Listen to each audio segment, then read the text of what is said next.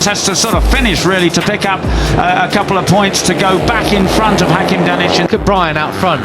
He's just thinking, no way, I'm absolutely going for it. Last time around, he set a 1-4. Very well. They also give tremendous feedback. So even if they do start to go the battle for second place in the cup.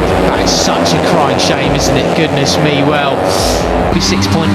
But actually, the fastest rider on track, Peter, was Joel Pons, back in 19th place. Go off a little bit. They give plenty of warning to the riders, so we're hopefully not going to have. We turn our attention back then, so it could well be Uriarte and Veda, your top two. 1:45.9. So actually, there's a lot of pace in hand here for the riders. But do they want to? Many dramas like that. Uriarte now under pressure from Marco Morelli. And Morelli just. But who will win the final race of the year? Morelli leads from Gonzalez. Burn up their tyres too quickly or not? Well, Joel Pons, he's had a lousy season and a half in Rookies Cup. So I wonder if it's at mid-season, sort of the question marks over his future potentially.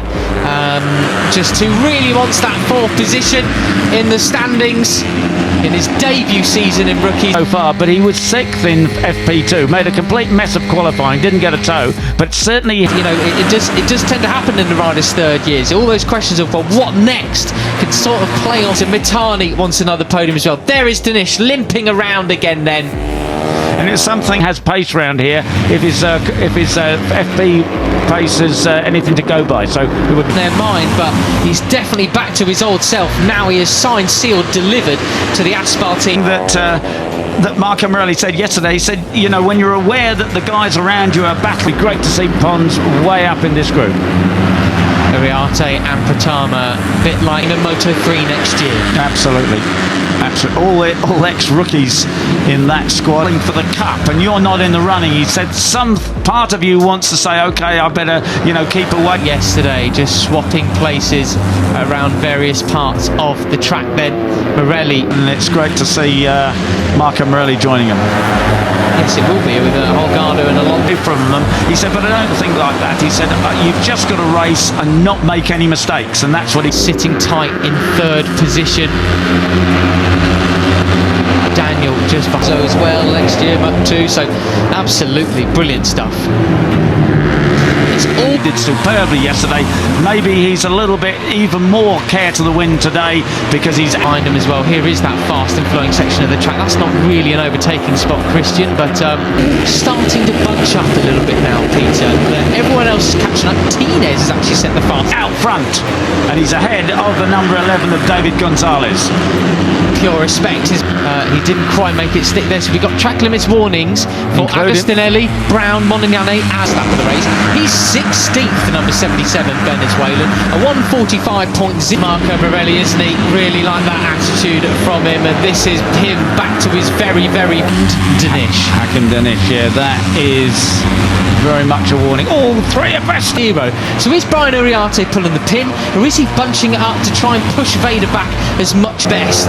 What a way to sort of announce yourself onto the Moto3 grid permanently. You will be again on the brakes. Oh, Marco Morelli. No plan B takes the lead. Brilliant.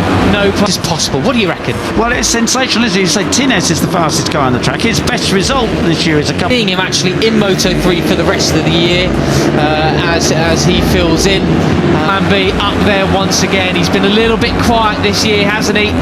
Not what we expected from 12 places, so but he's quick. I mean, it shows how competitive as the number 90, I think he's 95 in Moto3 as well, but we've already seen him from the Argentinian. Kicked off the year with a 5th and a 4th place finish. Rookies Cup racing is and how close it is. It was something that Danny Rivolta, the rider coach, was pointing out to me, Peter, a couple of times, but we'll be seeing him permanently as well next year as well. Right, we're into the second part of the race now. Got his first podium in Le Mans race 2. He's not been on the podium since, but this is what we want. He said it is so close this year that even the guys at the back of the field and the girl at the back of the field, and Marco Morelli still has the advantage, but David Gonzalez looking for a way past any time. Brian Uriarte has been on a C from Morelli. Yeah, he had 2 wins last year, and we want to see him on the top of the field. They're still doing a fantastic job. Yeah, I don't think it's ever been closer and more competitive Rookies Cup. Push back there to the back of that pack, but I don't think he's going to just hang in there too long. Except for the podium and And Brian desperately trying to keep his KTM off the green stuff there as he chases. He's already passes it Zenmitani to take up 4th place.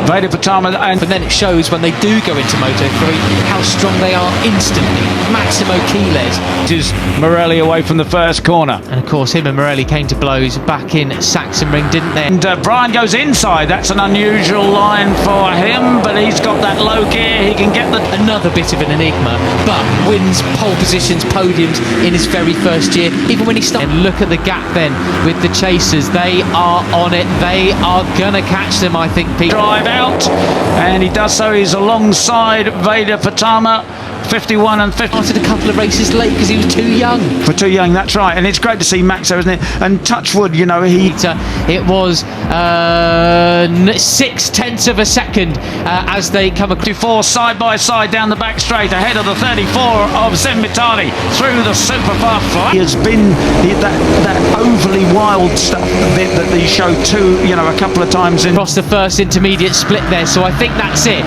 The leading pack have been caught. Flat out right-hander. And Brian not allowed. Rookies Cup seems to have gone now, and he's on the edge. He pushes. Character now. Actually, fastest rider on track is that rider there, number 7 of Benyat Fernandez. And of course, that when Marco Morelli or David Gonzalez to get away, he wants to get back on the tail, isn't he? But he seems to know where the limit is. Of course, he did literally crash out of 3rd position in the championship. A group of 5 punches a big hole in the air, and that drags the other guys into the slipstream.